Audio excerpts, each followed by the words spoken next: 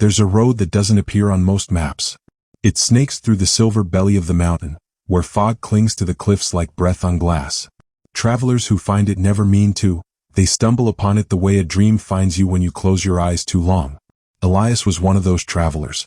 He had been walking for hours under a pewter sky, his boots damp, his coat heavy with the weight of mist. He wasn't searching for anything particular, just moving as though motion itself might quiet the ache inside him. The ache that had followed since Myra's death 3 winters ago.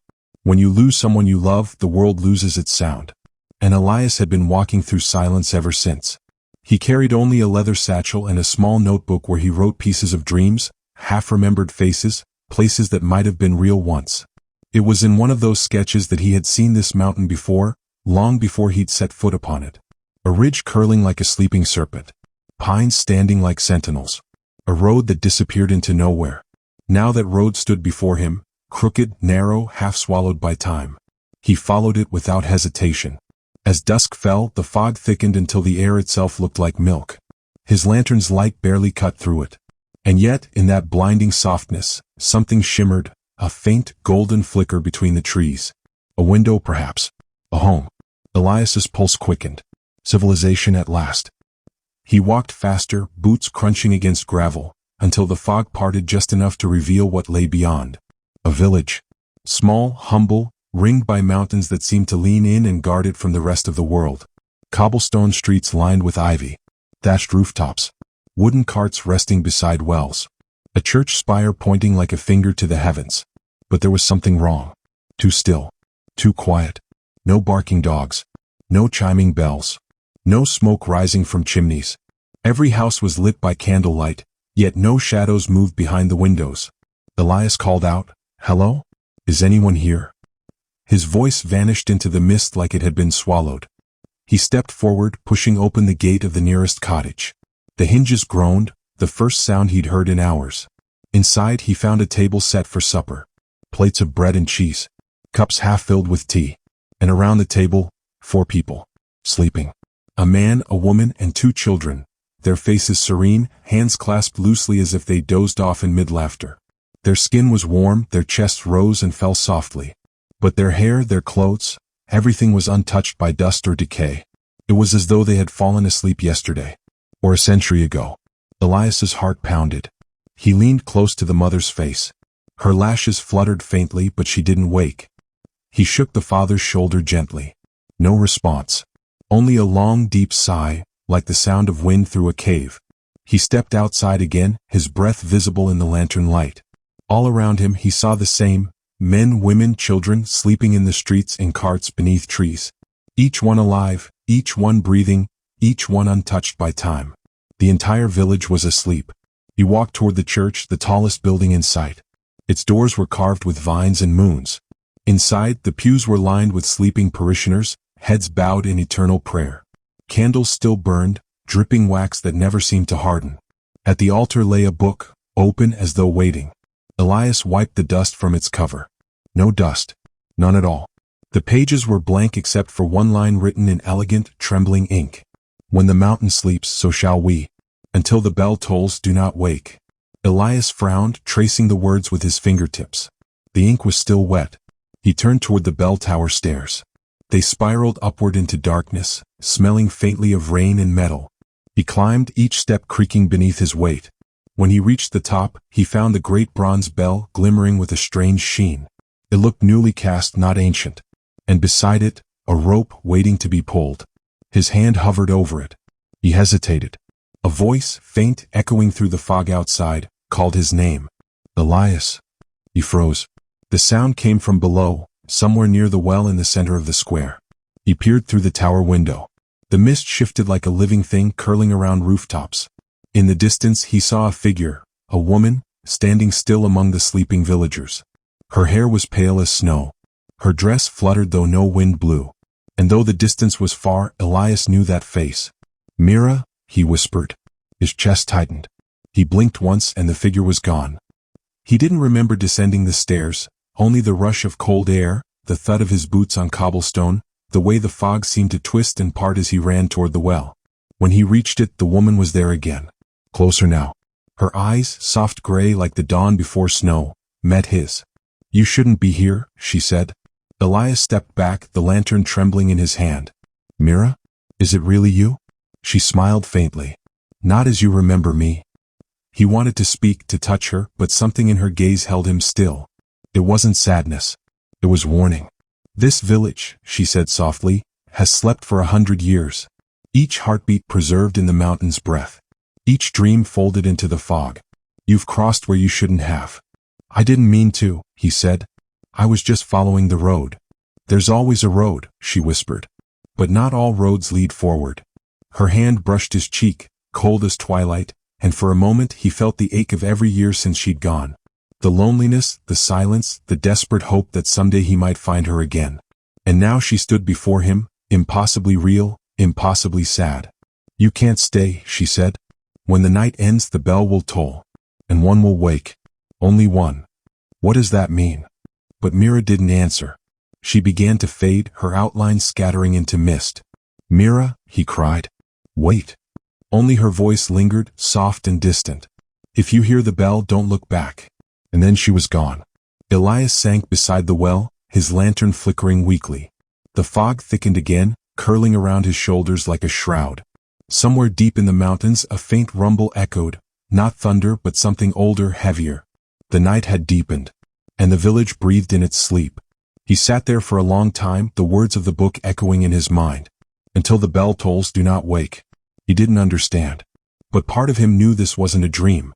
This was a place forgotten by the world, or perhaps preserved by it. A place waiting to wake. He didn't yet know that when dawn came, the fog would shift again, and one pair of eyes, among the hundreds that slept, would slowly open. The fog never truly lifted. Even when the pale blush of dawn crept across the peaks, the mist hung thick in the valley, golden light pouring through it like syrup through glass. Elias woke beside the well, his lantern long extinguished. For a moment he forgot where he was. Then, as the stillness pressed in again, memory returned like a slow wave. The sleeping village. The silent church. Myra's ghostly face whispering, "If you hear the bell, don't look back." Elias rubbed his temples and exhaled. The air was cool but not biting. It carried the scent of pine and something faintly metallic, like rain that never came. All around him, the villagers remained frozen in their dreams, faces calm, hands resting where life had paused them. He rose and wandered the cobblestone path that cut through the square. The place was beautiful in a strange, untouched way. Ivy crawled over old signs. Flowers bloomed in windowsills that hadn't been tended in decades. A brook still ran behind the blacksmith's shop, its water crystal clear. Time had not abandoned this place. It had simply waited. Elias found himself at a small inn near the edge of the square. A wooden sign above the door read "The Restful Hare." He smiled faintly at the irony and stepped inside.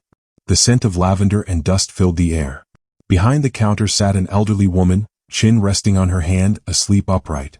Her face was lined but peaceful, as if she had fallen into slumber mid-conversation. A teacup beside her hand was still warm. Warm. Elias froze. That shouldn't be possible. He touched the cup. The tea inside shimmered faintly as though it had never cooled. Time was alive here, but trapped in a loop, suspended between heartbeat and stillness. He looked around the inn. On one of the tables near the hearth sat a journal, its leather cover cracked but clean. Inside, the handwriting was elegant and slanted, belonging to someone meticulous.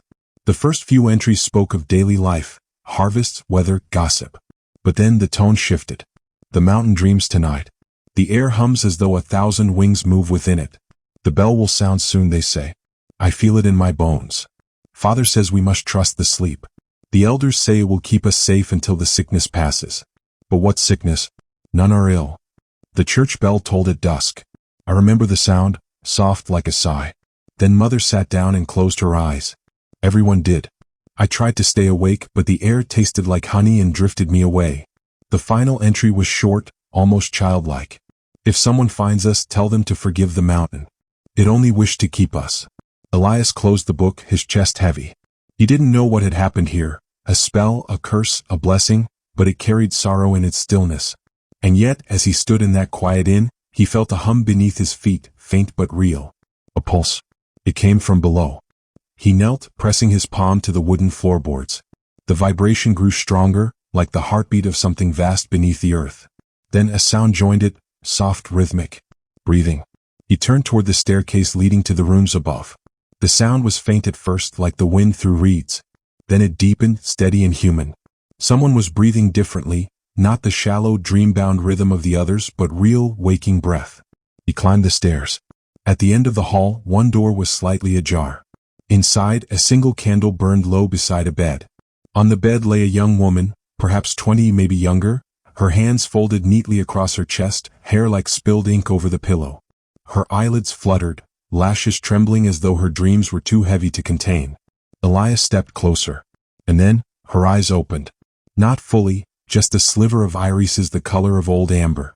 But in that moment the world seemed to tilt. The air thickened. The fog outside stirred, swirling faster between the houses. The heartbeat beneath the floor quickened. The girl exhaled sharply and gasped as if surfacing from deep water. Elias knelt beside her. "Hey, easy now. You're safe." Her lips parted, dry, trembling. "How long?" she whispered. "I don't know," he said softly. "A long time, I think. What's your name?" She blinked slowly, eyes darting around the unfamiliar light. "Anwen," she said at last. "Where is everyone?" "Still asleep." She sat up, unsteady. Her skin glowed faintly, like moonlight caught beneath the surface. "Then the mountain hasn't forgiven us," she murmured. "What happened here, Anwen?" Her eyes clouded with memory. "The sickness," she said slowly. "It came from the south. The elders said the mountain would protect us, that if we gave ourselves to its dream, it would keep our souls safe until the world healed. We trusted them. We went to the church. The bell tolled once," her voice faltered. "And then I dreamed of light and of roots curling through the sky." Elias listened, breath caught. "How long ago was that?" She shook her head. "I don't know. I dreamed of seasons passing, of the world spinning like a wheel. And then, you." "Me?" Anwen looked at him with strange familiarity. "You called me?" Elias frowned. "No, I." But she reached out, her fingertips brushing his wrist. The moment she touched him, he saw something. A flash, mountains collapsing into mist, faces vanishing into light, Mira standing beneath the bell tower, her hand raised toward the rope. Then it was gone. Elias gasped, pulling back. "What was that?" "The mountain remembers you," Anwen whispered. "Or perhaps you remember it." Before he could speak, a deep rumble shook the ground. The windows rattled. The air grew heavy, thick with invisible electricity. Outside, the fog churned violently, curling up the walls of the inn. "The mountain is stirring," Anwen said. "It knows I've woken."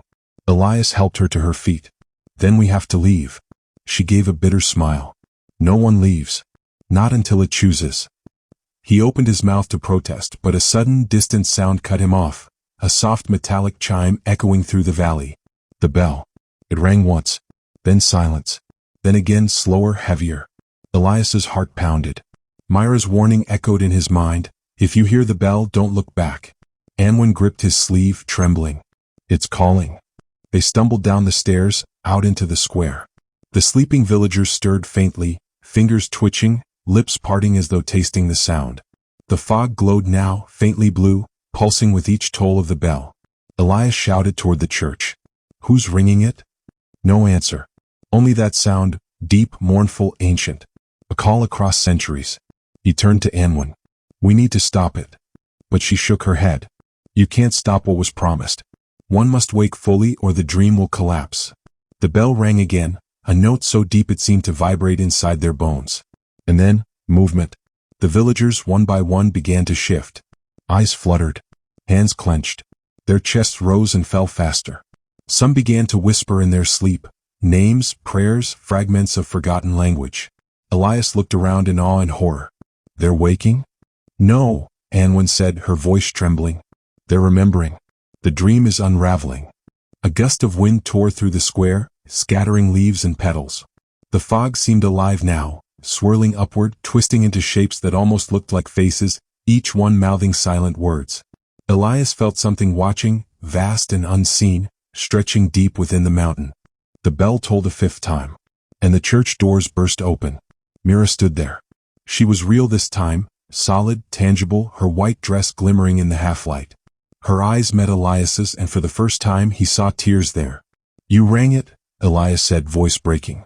"I had to," she whispered. "It was the only way to bring one back." Anwen stared at her. "You're the keeper." Mira nodded faintly.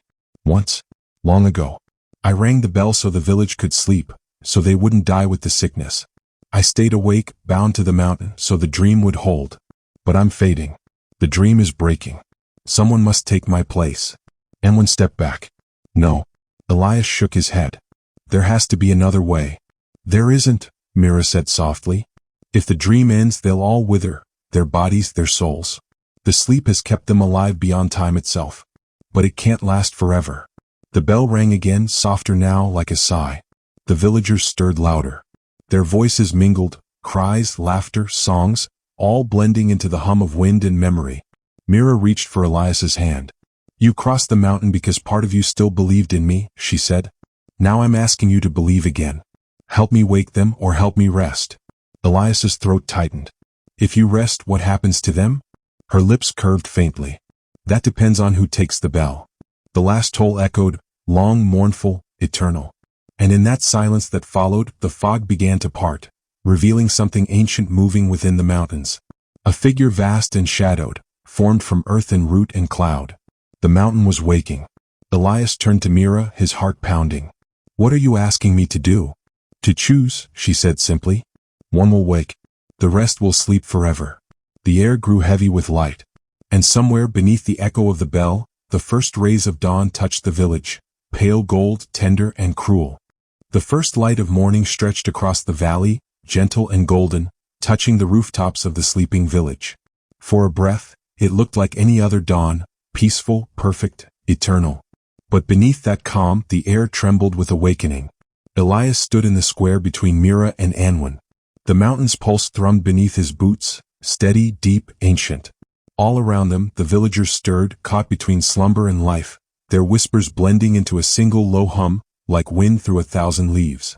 The bell above the church had fallen silent, but its echo still rang inside Elias's bones. Myra's gaze softened. The mountain dreams of balance, she said quietly. It cannot bear to keep every soul forever. One must carry the dream forward, or end it. Anwen turned toward her, trembling. You mean one must stay behind? Mira nodded. Elias's heart clenched. There has to be another way. Wake them all. Mira looked up at the mist that swirled like smoke between the houses. The mountain doesn't work in half measures. It keeps what it loves even when it shouldn't. A century ago, it kept us all from dying, but it didn't understand life without sleep. She looked back at him, eyes glistening. It needs a keeper. Someone awake within the dream. Anwen stepped forward. Then let me stay. I was the first to wake.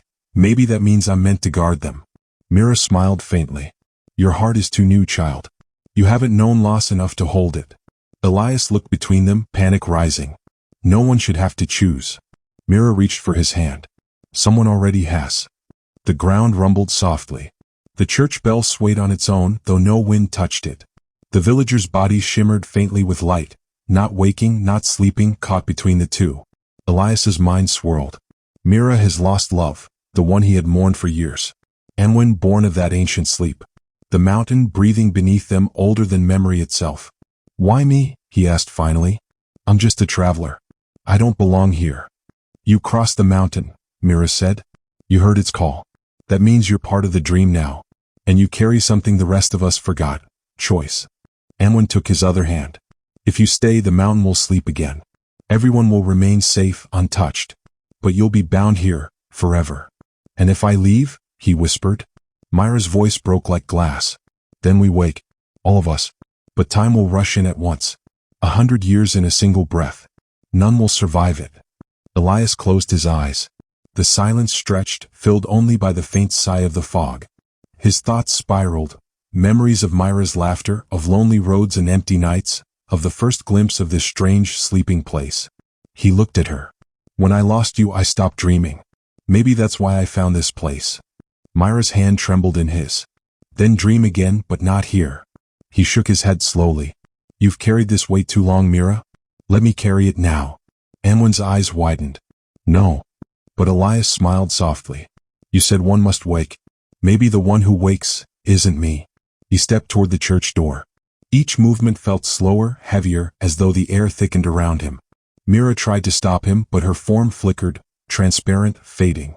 Elias, she cried. If you take the dream, you'll never leave it. He turned back one last time. I already haven't, he said. He grasped the rope. The bell tolled. The sound was different this time, not mournful but tender, like the whisper of a song remembered from childhood. The village glowed with soft light. Every sleeper exhaled in unison. The mist shimmered gold, then silver, then clear. And then, stillness. The mountain's heartbeat slowed. The fog began to lift. Mira stepped forward, fading with the light. Her voice was faint but filled with peace. You freed them. Elias smiled. Then sleep. She reached out, touched his cheek. I'll wait for you, in the quiet between bells. Her form dissolved into light, rising, folding into the morning sky. Anwen cried out softly, tears streaking her face. The villagers lay motionless now, not dead but deeply, beautifully still, like statues kissed by time. Only Elias remained standing. He looked around at the silent square, the soft glow fading from the stones, the mist retreating into the forest. A strange calm filled him, not joy, not sorrow, but something between. The kind of peace that lives only in endings. Then his vision blurred. The edges of the world softened. He felt the weight of the mountain settle gently over him like a blanket. His heartbeat slowed until it matched the rhythm beneath the ground. Anwen ran to him, gripping his hand. Elias, please. He smiled faintly, eyes half closed. Don't grieve, Anwen. Someone has to keep the dreams safe. But what about you? He looked toward the rising sun. Maybe I'll finally sleep.